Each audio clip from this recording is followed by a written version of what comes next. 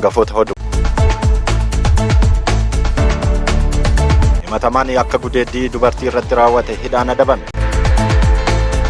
Riiformiin investimentii qooda fudhattoota olaanoo hirmaachise mata duree bara 2026 Itoophiyaatti investii haa taasifnu jedhuun taa'amaas jira.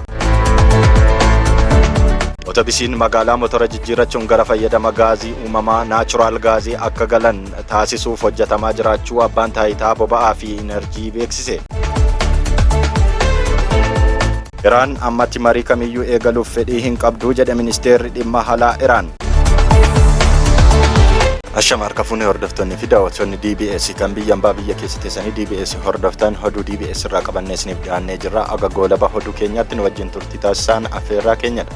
Himatamaan akka gudeeddii dubartii irratti raawwate hidhaan adabame. Himatamaan maqaan isaa Baastiyaa Biraay Halii jedhamu tiyaadee gaafa guyyaa 23 ji'a 3 bara 2018 guyyaa irraa toora sa'aatii 4 yoo ta'u godina Harargee Bahaa aanaa Guraawaa Araddaa Burqaa Jannataa ganda horee keessatti miidhamtuu dhuunfaa maqaan ishii Kaakaakaa Bira Darbinee jedhamtu irrattis yakka gudeeddis kan raawwate. Isheenis dhukkubsattuu sammuu yoo taatu himatamaan kunis manatti itti dhaquudhaan qabee siree irratti kuffisuun yakka gudeeddii irratti raawwateera. Himatamaa kana irrattis imannaan seeraa yakka keewwata 620 muraa lama jalatti yakkaan himatamees kan inni jiru. Eenyummaan himatamaa mirkanaa'ee garagalchii himannaas qaqqabee dubbifameefis naaf galeeras jedheera. Abukaatoon ittisaa dhaabateef mormii sadarkaa duraa hin qabu jedheera. Raagonni abbaa alangaa dhiyaatan raagaan himatamaa kun yakka gudeeddii kan raawwachuu haala iftoominaa fi amansiisaa ta'een irratti mirkaneessanii waan jiraniif akka ofirraa ittisu jala murtiinis kennamee jira. Raagaa ittisaa himatamaan dhiyeeffates jiraatanis irraa ittisuu hin dandeenye jechuunis bira darbeera. Keewwata himannaa jalatti balleessaa itti gaafatamummaa yakka hordofsiisu ni qaba jechuunis murtee balleessummaa kenneera. Kanumaan yaada adabbii bitaa fi mirga madaaluun dhaddacha guyyaa 15 ji'a 7 bara 2018 oolee laagaa maamaa 7-1-5 ta'e irratti adabbii himatamaa ni barsiisa fakkaattota isaa ni akeekkachiisa jedhu adabbii hidhaa cimaa waggaa 7 akka adabamu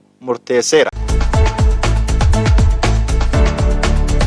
Riiformiin investimentii qooda fudhattoota olaanoo hirmaachise mata duree bara 2026 Itoophiyaatti investii haa taasifnu jedhuun taa'amaas jira. Riiformii Komishiiniin Investimentii Itoophiyaa Ministeera Maallaqaa fi Baankii Addunyaatiin qophaa'e kanarrattis abbootiin qabeenyaa 800 fi biyyoota 71 irraas dhufuudhaan irratti hirmaataniiru. Ministeera Muummee Itti Aanaa Obbo Tamasgen Xurunaa Itoophiyaan riiformii dinagdeetiif haala mijataa uumuuf dameewwan akka Telekoomii fi Faayinaansii dureeyyota alaa banaa gochuudhaan kaapitaalaa fi teekinooloojii akka galchanis ibsaniiru. Komishiinarri Komishiinii Investimentii Itoophiyaa Zallaqaa Tamasgen hojimaataa fi seera fooyya'e baay'inaan investoroota biyya keessatti hirmaatan dabalaa jiraachuu isaanii himaniiru. Ministeera Deetaa Dhimma Alaa Biraanuu Tamasgen gama isaaniitiinis imaammanni alaa Itoophiyaa investimentii alaa kallattiin irratti xiyyeeffachuun dinaalee waloo fiduuf akka ta'es himaniiru. Ministeerri Maallaqaa Obbo Ahimad Shideef riiformiin kunis yeroo murteessaa Itoophiyaan dinagdee isheen banaa gootee wiirtuu investimentii Afrikaa guddoo ta'uuf hojjechaa jirtuttis taa'amuu ibsuun abbootiin qabeenyaa Itoophiyaa akka filatanis waamicha dhiyeessaniiru. Riiformii kanarrattis ministeeronni fi qorattoonni imaammata abbootii qabeenyaa fi ambaasaaddoroonni biyyoota garaagaraa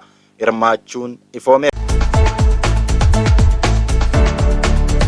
Otobisiin magaalaa motora jijjiirrachuun gara fayyadama gaazii uumamaa naachuraal gaazii akka galan taasisuuf hojjetamaa jiraachuu abbaan taayitaa boba'aa fi inerjii beeksise. Daayirektara olaanaan abbaa taayitichaa Daafeesar Dastaa'oo Makaanninti akka himanittis hanqina boba'aa mudateef akka furmaataatti tarkaanfiin fudhataman bu'a qabeessummaan isaa mul'ataa jiras jechuun himaniiru. Yeroo ammaa Finfinneetti hiriirri beenzilaa hir'achaas kan jiruu fi konkolaataan elektiriikaa baay'achaa jiraachuu eeranii boqonnaa itti aanu gara fayyadama gaazii uumamaatti galuuf ta'uu ibsaniiru. Kanumaaf yeroo dhiyootti Qaallitti, Adaamaa fi Dirree Dawaatti buufanni gaazii hojii akka jalqabu eeraniiru. Akka ibsa daayirektarichaattis motora otobisii magaalaa jijjiiruun gara gaazii uumamaatti galchuun haara galfii guddaa uumaa jedhaniiru. Akka waggoota 3 walakkaa booda immoo biyya keessatti ijaarsi calallii boba'aa yoo xumuramu dhibbantaa 80 kan ta'uuf fedhiin biyya keessaa uwwifamuuf akka danda'amu ibsameera. Kanaafis piroojeektiin gaazii oomishuuf anniisaa elektiriikaa maddisiisu doolaara biliyoonaan lakkaa'amuun hojii jalqabuu ibsaniiru. Galmi guddaan abbaa taayitichaa dameen dinagdee sababa hanqina boba'aan akka hin dhaabanneef taasisuu fi fi kan ibsan Daayirektarri Dastaw keessattuu warshaaleen simmintoo industiriin gara alaa erganii fi piroojeektiin misoomaa koliidariif xiyyeeffannoon hordoffiin kan taasifamuuf ta'uu himaniiru. Akka fakkeenyaatti ijaarsi buufata xiyyaara Bishooftuu ji'a tokko qofatti boba'aa leetira miliyoona 15.8 akka barbaachisu eeraniiru. Dhumarrattis qabeenya qaalii mootummaan doggomaadhaan fidu kana eeguuf tarkaanfii teekinooloojii fi bulchiinsaa gochuun gochoota seera maleessa raawwatan to'achuuf kan duubatti hin deebine ta'uus mirkaneessaniiru.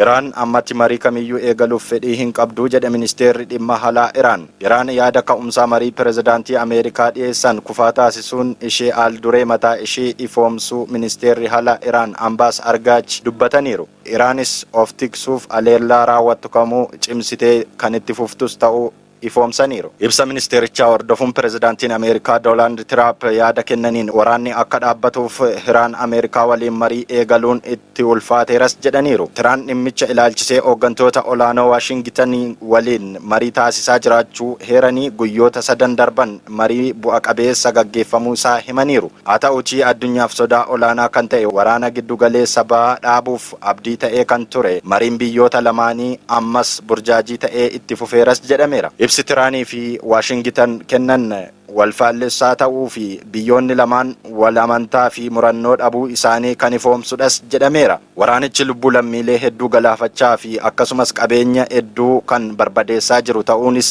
ifoomeera.